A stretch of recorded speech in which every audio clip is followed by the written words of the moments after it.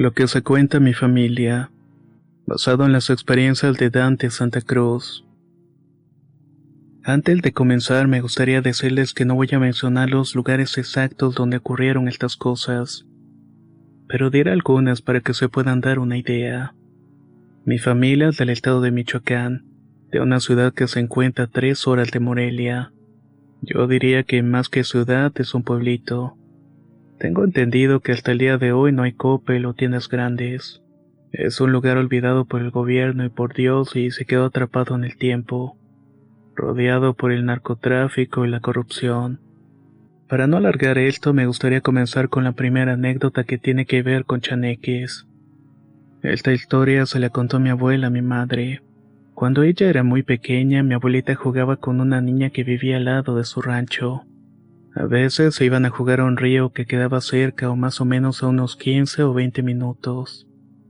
A veces la corriente del río era muy fuerte y si te metías sin precaución te podía arrastrar. Ella dice que su amiga se metía sin ningún problema y la corriente no le hacía absolutamente nada. Mi abuela le preguntaba cómo es que hacía para que el agua del río no se la llevara, ya que hasta para un hombre adulto era difícil cruzar de esta manera. A esta duda su amiguita le respondió: es que yo tengo amiguitos que viven en el río. Ellos me agarran los pies para que la corriente no me lleve. Como era una niña, mi abuela no le tomó tanta importancia a esta historia. En otra ocasión cuenta que su amiga se subió a un burro y que cuando iban por el camino el burro vio una burra que aparentemente estaba en celo. El burro corrió tras ella y a la vez la burra salió disparada, dándose una persecución entre ambos animales. Lo extraño es que mi abuela dice que su amiga no se sujetaba del lomo del burro. Solamente iba sentada encima de él mientras agitaba los brazos en el aire. Un rato después de que el burro se calmara, le preguntó a su amiga cómo le había hecho para que el burro no la tumbara. Su amiga le contestó lo mismo que cuando estaba en el río: es que tengo unos amiguitos que me agarraron de los pies para que no me cayera del burro. Una vez más no le tomó importancia a lo que dijo la niña. De ahí cuenta que pasaron unos días en que no fue a jugar porque mi bisabuela a veces le prohibía salir. En total pasaron 2 semanas sin que se vieran hasta que la mamá de su amiga llegó a la casa de la bisabuela para platicar. Como en ese tiempo no había electricidad ni televisión para distraerse, la gente iba a las casas de los vecinos o compadres para platicar un rato. Entre la conversación mi abuela escuchó que su amiga estaba enferma. Su mamá dijo que la había llevado con varios médicos que le afirmaban que la niña no tenía nada, que todo estaba bien aunque físicamente no se veía bien. Mi abuela le pidió permiso a la bisabuela para acompañar a la señora a su casa y pudiera jugar un ratito con su amiga. Igual y de esta manera se levantaban los ánimos. La bisabuela aceptó y se fue con ellas para que jugara un rato.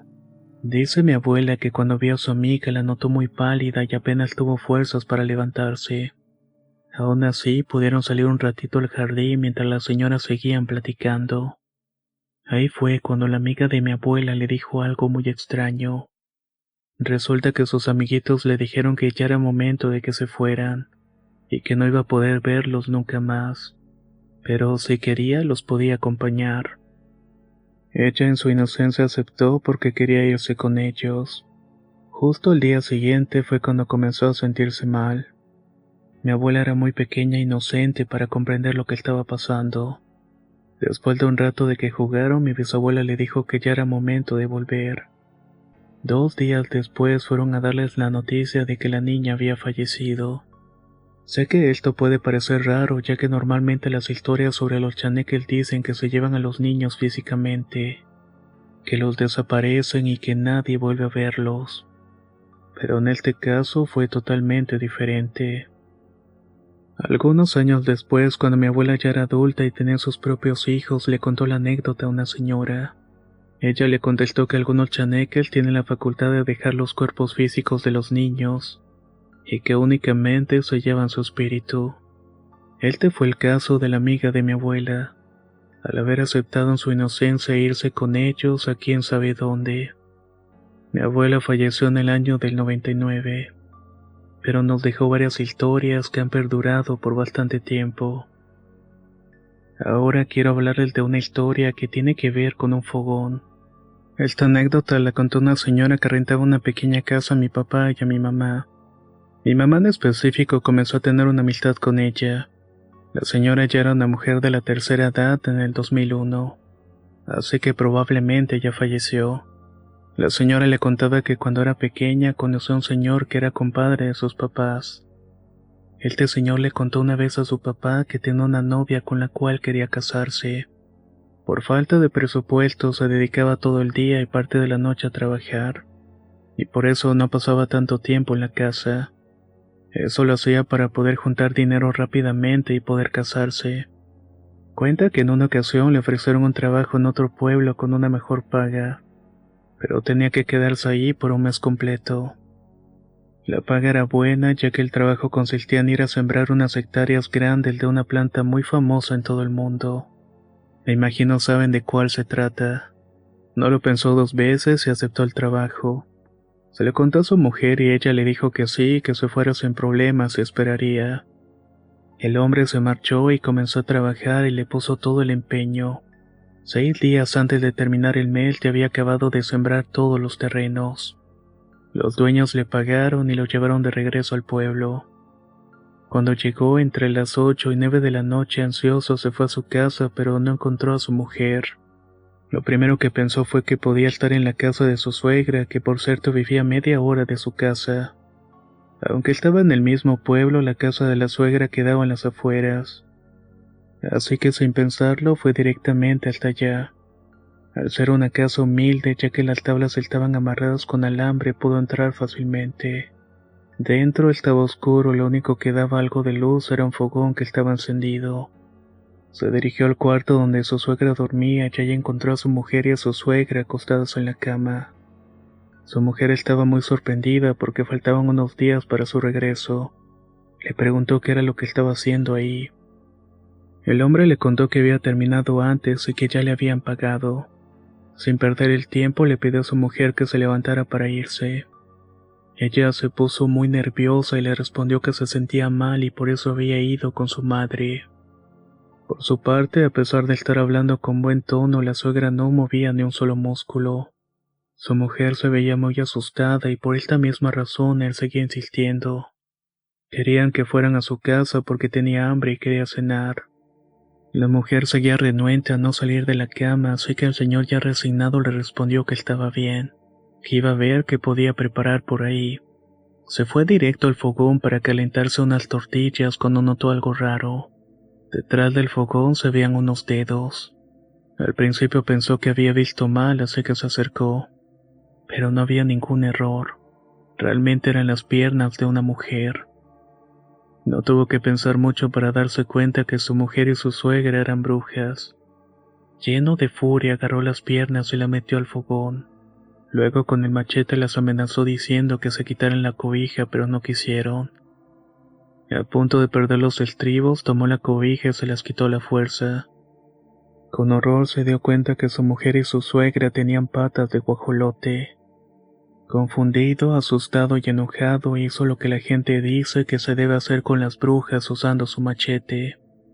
Antes de irse, se aseguró de prenderle fuego a la casa y en cuanto pudo se fue de ahí para tener una vida mejor. Esta otra anécdota se llama La mala hija. Se la contó mi abuela paterna a mi papá. Dice que conoció a una señora que tenía una tienda de abarrotes cerca de donde vive la abuela actualmente. Le dijo que tenía una hija de 13 años que había fallecido. A esta hija no le gustaba hacerle caso. A cualquier orden la niña se enojaba y decía que no quería hacerlo y que mejor se lo pidiera a alguno de sus hermanos.